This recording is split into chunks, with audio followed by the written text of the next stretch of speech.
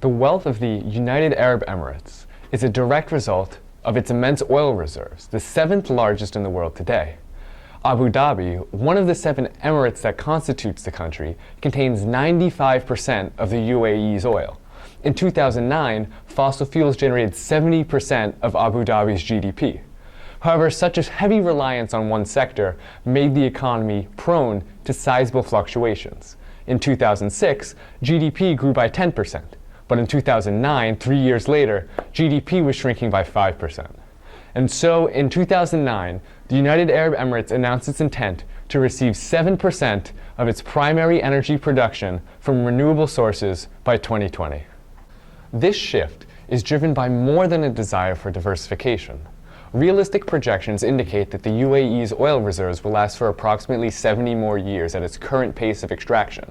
Additionally, the threat of climate change looms over the world, and while the UAE will be able to mitigate its effects with its immense financial resources, it is seeking to avoid these costs. The country's struggle is clear. How do you transition away from your economic backbone and in 11 years move from a renewable energy supply of less than 0.1% to 7%? The UAE has incredible solar power potential. The country averages 10 hours of sunlight per day and anywhere from 300 to 350 clear days per year. Solar power will likely make up 90% of the renewable energy target. Wind power will supplement solar power, though the UAE does not have the geographical landscape for large-scale wind projects.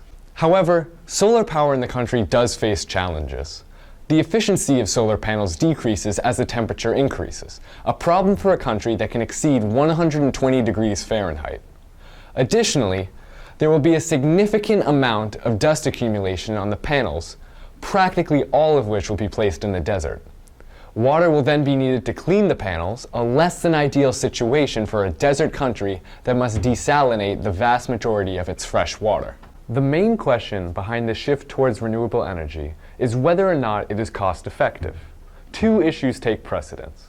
First, the renewable energy sector has to overcome high upfront costs, since the UAE is starting from a base of practically no infrastructure.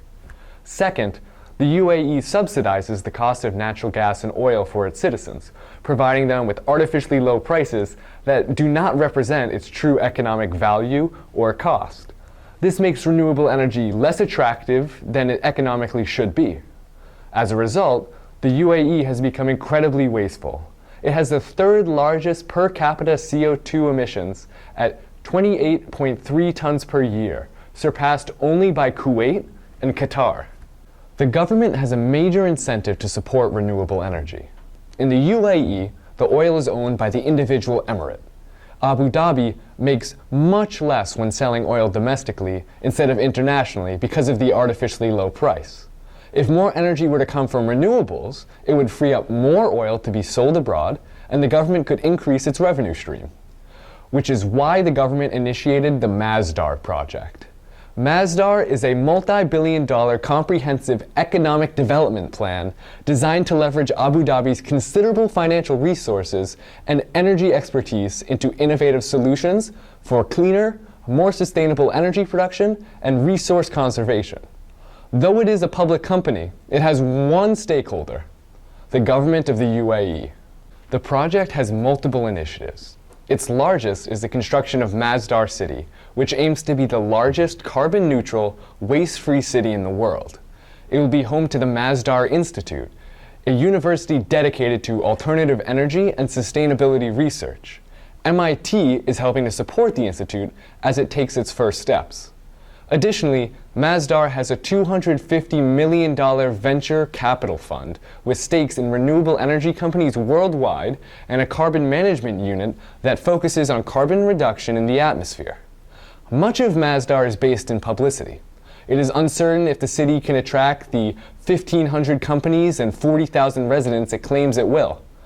But the idea of Masdar signals a shift in thinking, not only in the UAE, but across the Middle East. The energy landscape in the UAE is rapidly shifting. In the past 2 years, natural gas prices have risen and renewable energy prices have fallen more than anyone expected. Solar prices today are already lower than a 2010 study predicted for 2020. There are now solar power stations in Masdar City and in the desert, with more currently under construction.